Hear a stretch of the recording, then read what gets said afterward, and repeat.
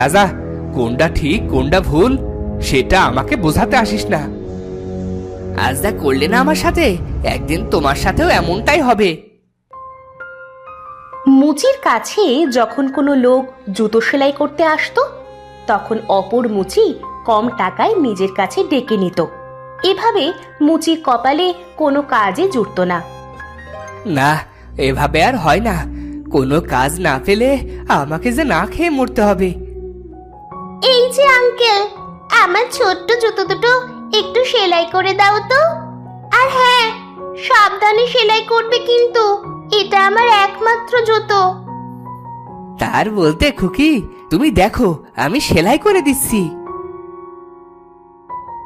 মুচি ছোট্ট একটা মেয়ের জুতো সেলাই করার সময় অন্য চিন্তা ভাবনা করছিল।